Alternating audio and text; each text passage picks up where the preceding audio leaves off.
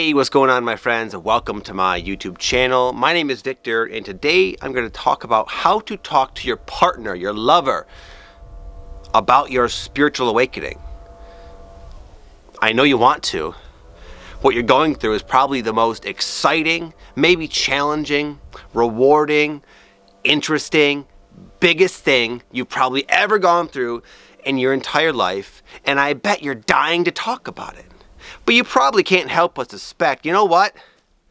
Some of the things I want to share about, I can't help but wonder if they're going to think I'm nuts, or if they're going to break up with me, or want to commit me.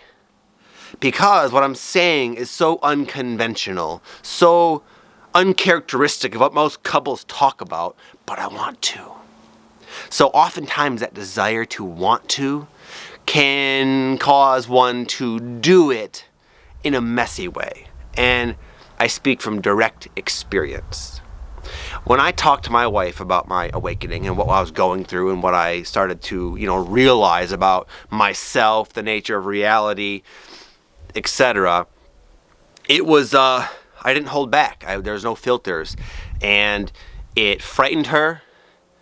And my wife happens to be a very accepting and a real easy person to get along with.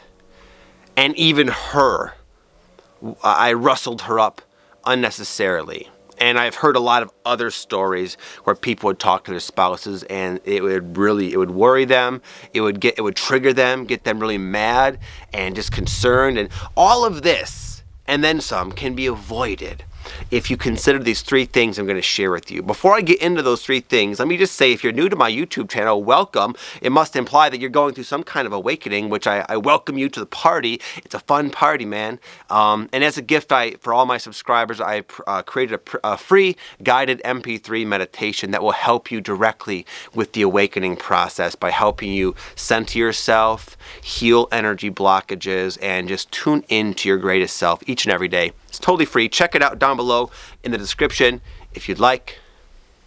And with that said, I will get into the video. Number one is something I learned from an awesome book. I believe it's called How to Win Friends and Influence People, written by Dale Carnegie. He says, seek to understand, not necessarily be understood. I approached my wife. I wanted her to know what was going on with me. Honey, this is what's happening. I want you to get me. I want you to connect with me. I want you to believe me. And it was me. It was all about me and my needs and my desires and my wants. And for one, that's just not a fun energy to be confronted with, regardless of what you're bringing up as a topic of discussion.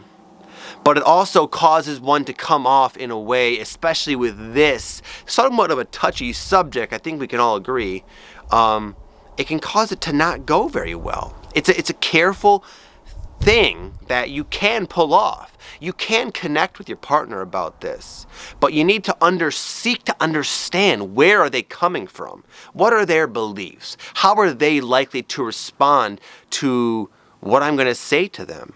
If I can come forth with a real considerate energy and really pay attention to avoiding things that might upset them, choosing words that might be more resonating with them, and maybe not lay it all out there in one session. Say, okay, how much gauge them? How much can they handle? How are they responding? Really just be your empathic self and tune into them with compassion and love and understanding, and seek to understand where they are. And if you have that as an energy state to proceed from, you'll be amazed at how receptive them or anybody else is to anything you have to share, because they'll be able to pick up on your vibe and know that you're considering them.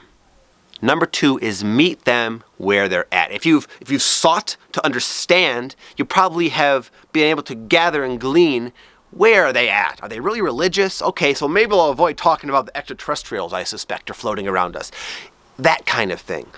Be choosy and careful and deliberate with your choice of words. I'll give an example. I'll give an extreme example of how this can really be pulled off successfully.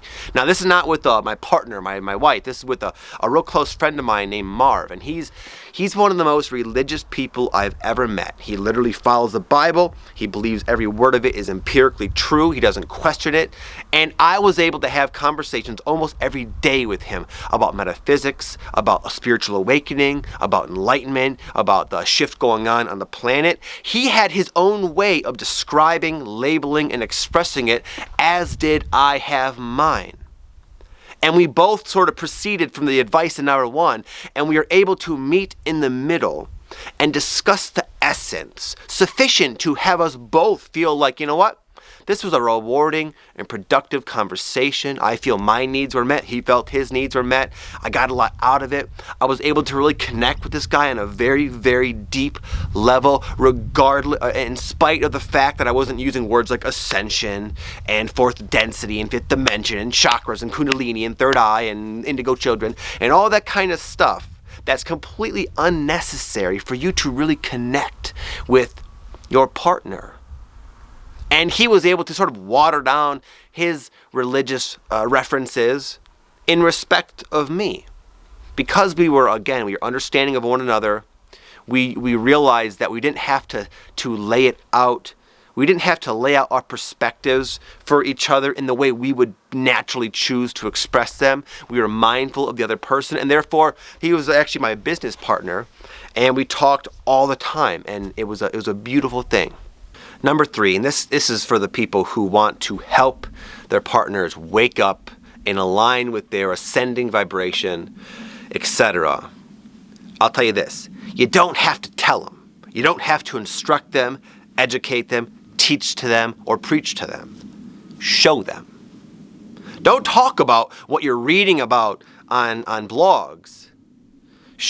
Exemplify your grounding of that which you're reading, and they will naturally look to you. Because if you can really ground a lot of these, not even principles, if you can just become an embodiment of an awakening spirit, one who is continually working on healing themselves, aligning with their core frequency and becoming their best, most loving, most divine self, that is so infectious of an energy you don't have to say anything. In fact, God, who was it? I think Ralph Waldo Emerson said, I hope I can get this somewhat right. It's an awesome quote. It's like, I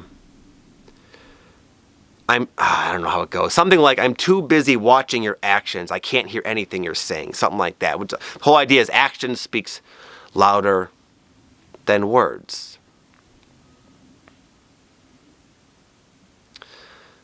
And when it comes to intervening, like a lot of people want to. Maybe this is a little bit of a branch off. Maybe your husband or wife or girlfriend or boyfriend or whatever is going through something, and you're looking at it, you know what? You feel like the knowledge you've gained and the experiences you've had might be able to help them. I've learned that there are actually rare times where you really should intervene. A lot of times it's okay and actually preferred by the other soul to go through their own process and their own experience, but sometimes there's a place for a little push that can help them. Now, a lot of people, they shove when people aren't even in the state of wanting to be talked to. And that was me in the past, and I realized people just react very negatively to that, and then I would get frustrated, like, oh, I'm just trying to help them. But now we're all independent, free spirits. And at the core, on some level, we know that. So we don't react too kindly when people try to tell us what to do. But there are situations where it's appropriate. And I'll give an example. This is not a partner, just a friend of mine. I was at this rock and roll concert a long time ago, and for some reason, I could just pick up on my brother-in-law's best friend, Joe. He was sitting next to me. I could just tell what he was thinking about. I don't know how. I'm not like the most psychic person in the room, but I knew what he was thinking about. I just could tell. He was thinking about, he really wanted to grow medical marijuana. In Michigan, it's kind of a big thing, and at that time, people were getting into it, and Joe was working for other people, but he had this passion, and he was just like the little servant, basically. And he was thinking, like, I want to do this on my own, but I don't know if I have the confidence. I don't know if I have the money. I don't know if I can pull it off. It's a little bit risky, a little bit scary. I don't know how I knew this is what was going on in Joe's mind. And instead of saying, you know what, Joe, this is the time of ascension and now's the time to align with your purpose frequency. No. I looked at him, I kind of turned to him and said, Joe, you can do it, buddy. You can grow on your own. And I could just tell it, like, I could tell that in that moment, and that has only happened a few times out of my decade of running into people. That was like one of the few times where I really felt it was appropriate for me to sort of meddle in a little bit. And because I did it in that sort of soft way, without needing to over-explain myself, just giving him the essential of what he needed in that moment, he lit up. He was, I could tell it had a positive effect on him. So walk softly. Really, really, really be compassionate and empathetic and seek to understand. Be careful, not careful, but choose your words wisely in respect for the other person. And above all else, be an example. That's the best way to go about this whole thing. All right, my friends, I hope that helps you.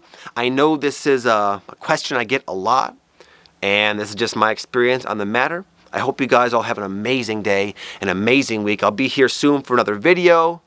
Peace.